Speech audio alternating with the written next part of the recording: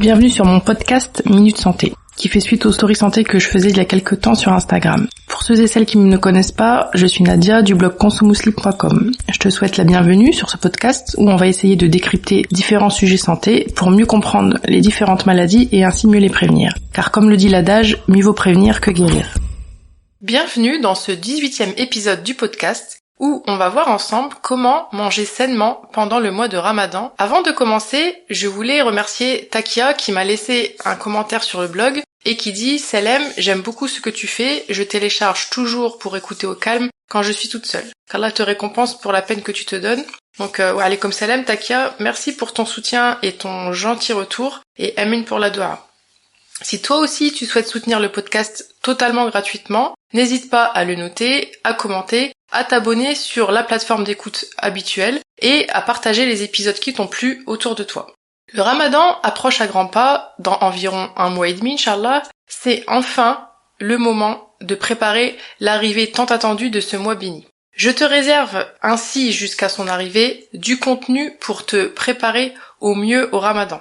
J'ai d'ailleurs condensé mes conseils dans un livre qui s'intitule Guide du Ramadan optimal, qui se veut un manuel de préparation au Ramadan axé sur 4 grandes thématiques, la spiritualité, la santé, l'organisation et l'écologie, et qui allie théorie et pratique, tout cela agrémenté de nombreux bonus pour te faciliter la préparation de ce mois, comme des menus, un défi Ramadan avec une action à faire par jour, une boîte à bonne action, un planning de routine spirituelle, un support détox digital, la liste des fruits et légumes des saisons en fonction de chaque saison, etc., etc.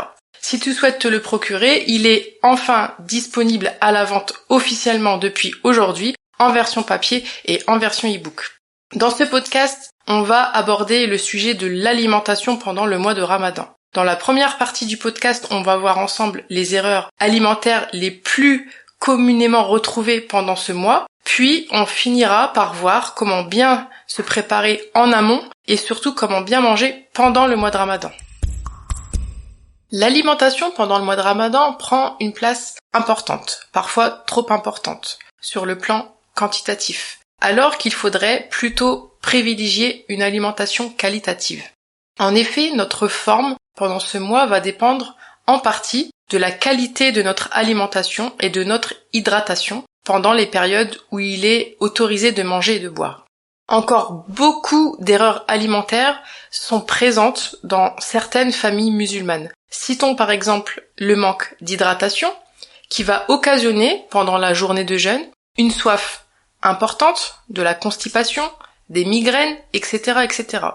Sur le plan alimentaire strict, on remarque paradoxalement une augmentation de la consommation alimentaire pendant le Ramadan, donc une trop grosse quantité d'aliments, et en plus de cela, sont souvent consommés des aliments de mauvaise qualité, à savoir trop riches en mauvaise graisse, trop riches en sucre, pour n'en citer que quelques-uns. La zlabia ou le gâteau à diabète. Bon, je parlerai pas du qalbelouz parce que c'est trop bon. Les fritures, les sodas, les junk food, etc., etc. Bon, il ne va pas s'agir de bannir totalement cela, mais il faut que ça reste de l'ordre de l'occasionnel pour se faire plaisir de temps en temps. Par exemple, un petit qalbelouz de temps en temps, c'est pas très grave. Mais en manger tous les soirs, par contre là, non. Tout est une question de modération et de mesure, comme nous l'enseigne finalement notre belle religion. Donc quel est le problème avec ce type d'alimentation trop riche, trop importante, déséquilibrée pendant le mois de Ramadan ?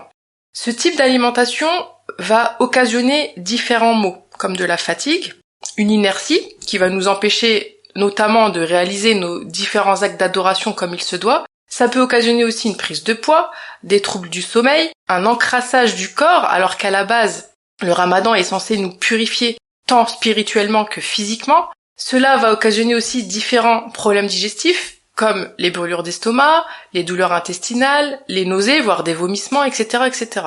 Donc ici, en fait, manger de façon saine, équilibrée et adaptée permettra d'éviter ce genre de désagréments.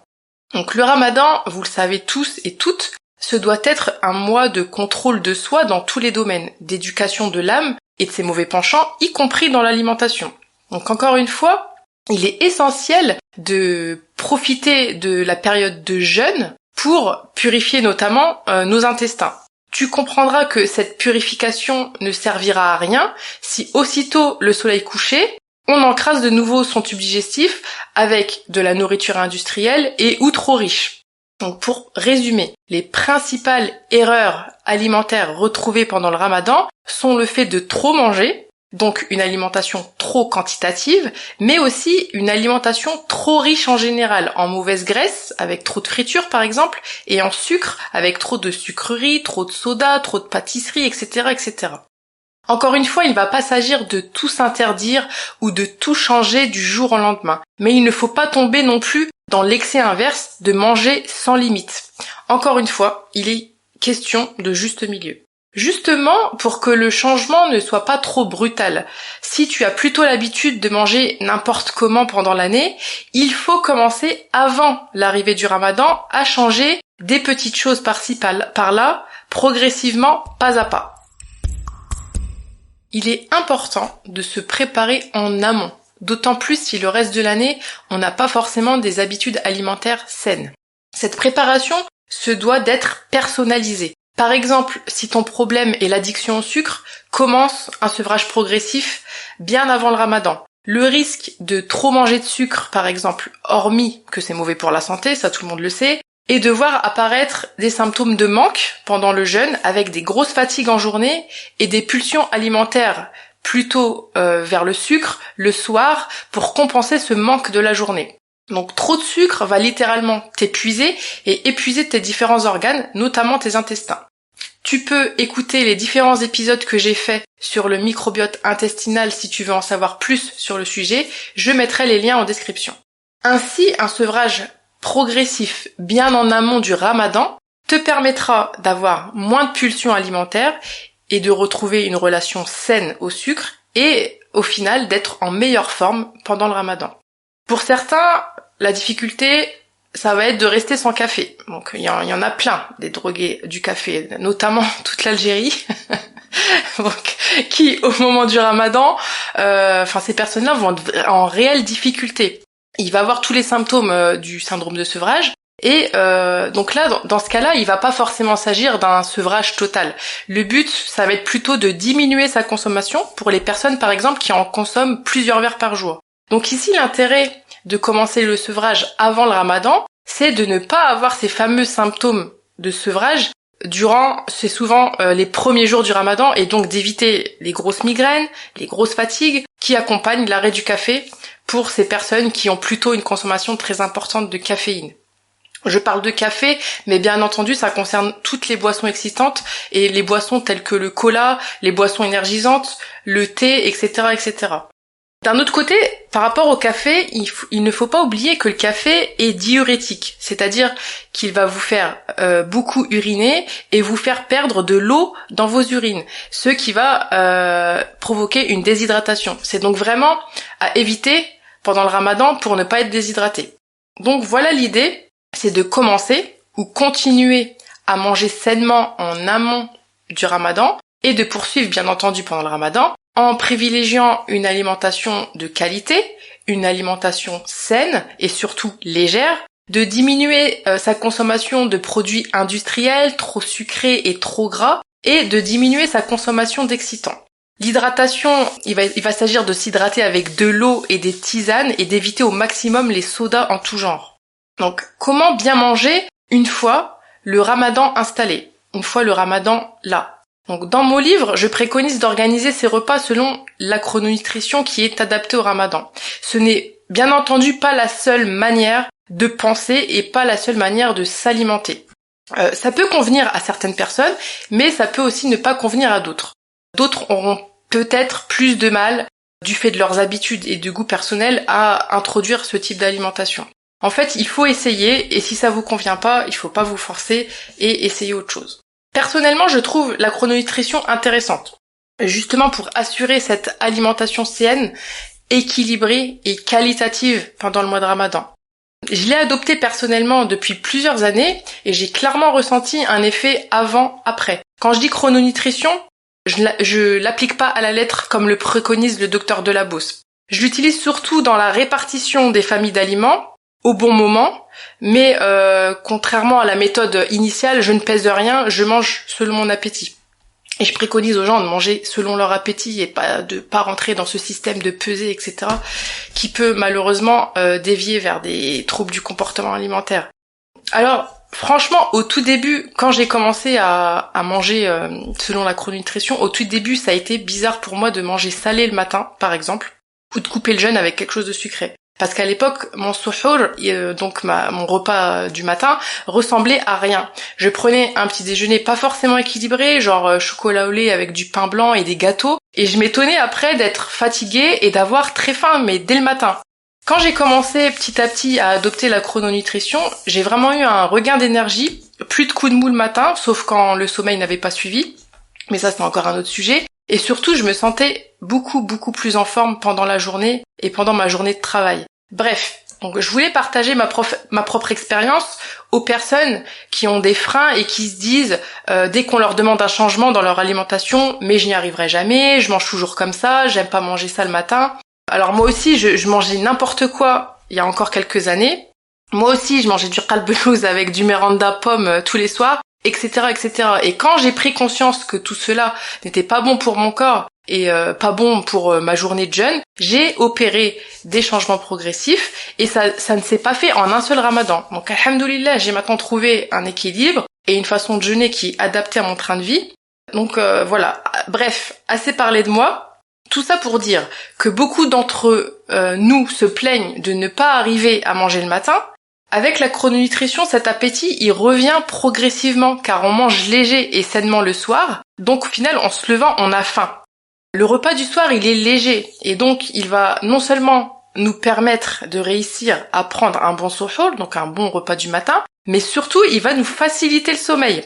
Et nous faciliter d'autres choses comme la prière de Tarawih pour les personnes qui la font parce qu'on va être beaucoup plus léger.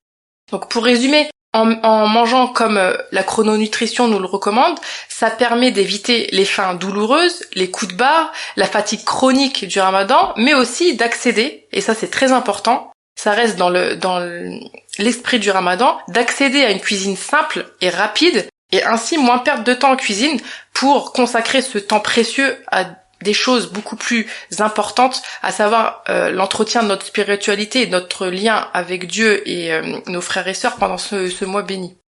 Donc, si la chrononutrition ne te convient pas, c'est pas grave. L'essentiel que tu dois retenir, c'est de privilégier pendant le mois de Ramadan une alimentation saine et équilibrée, de varier tes menus. Donc le menu shorba brique, je vise personne, hein. Tous les jours, c'est pas possible. En y introduisant des fruits et légumes de saison, de bien t'hydrater en privilégiant l'eau au maximum, de privilégier les modes de cuisson comme les cuissons à la vapeur, à l'eau ou encore au four, de consommer du bon gras comme les poissons gras, saumon, maquereau, sardines, de bonnes protéines pour bien tenir dans la journée, des oléagineux comme des noisettes, des amandes, des noix, etc., etc. Mais aussi tout ce que, pour les féculents, privilégier des produits semi-complets ou complets. Et de temps en temps, si t'as envie d'une zlabia, d'un makroud, d'un qalbelouz, j'y tiens mon qalbelouz, hein, un hamburger, eh bien fais-toi plaisir. Juste essaye de le placer au bon moment, donc soit pour les trucs sucrés plutôt à la rupture du jeûne, et pour le salé plutôt le matin, et de veiller surtout à ce que ça reste du domaine de l'occasionnel. On a vu dans cet épisode les principales erreurs alimentaires commises pendant le mois de Ramadan par beaucoup de musulmans, à savoir le fait d'avoir une alimentation déséquilibrée, monotone, trop riche en sucre, en mauvais gras et surtout trop quantitative. Il est important de se préparer en amont au Ramadan, comme on se prépare à un marathon, pour être en bonne condition physique et profiter pleinement de ce mois sur le plan spirituel. C'est pour cela qu'il est important de commencer à corriger nos travers en amont avec par exemple un sevrage progressif au sucre, au café, aux boissons excitantes et d'essayer progressivement d'aller vers une alimentation plus saine. Et enfin, pendant le Ramadan, tu peux essayer la chrononutrition ou une autre façon de s'alimenter si la chrononutrition ne te convient pas, le tout étant de varier tes menus, de manger équilibré et sainement en privilégiant les produits complets ou semi-complets, les fruits et les légumes, de bonnes protéines, etc., etc. Il faudra bien entendu associer cela à une hydratation optimale. La finalité de tout ça est temps d'être en forme pour accomplir pleinement ces adorations pendant ce mois béni. Si tu souhaites approfondir le sujet, dans le livre guide du Ramadan optimal, je t'explique en détail pas à pas comment adopter la chrononutrition avec des listes de différentes familles d'aliments à introduire. Je te donne également un exemple de plan d'hydratation pour que tu sois bien hydraté pendant le Ramadan. Il y a aussi des menus tout faits sur le principe de la chrononutrition. Tu trouveras un chapitre sur le sevrage au sucre avec une proposition de sevrage progressif sur 9 jours et d'autres thématiques abordées liées à l'alimentation en partie, comme l'anémie, la constipation, les migraines pendant le mois de Ramadan. Pour te procurer la version papier ou e-book, il te suffit de cliquer sur les liens en description ou d'aller directement sur mon site www.consomuslim.com. Tu pourras le trouver facilement dans l'onglet Produits. Alors j'espère que cet épisode t'a plu et te sera utile pour bien te préparer à l'arrivée du Ramadan. N'hésite pas à le partager à tous les futurs jeûneurs et jeûneuses que tu connais. Si ce n'est pas déjà fait, abonne-toi au podcast Minute Santé pour ne rater aucun épisode. Je te dis à dans 2 semaines pour le prochain épisode qui portera cette fois-ci sur le sommeil pendant le mois de Ramadan.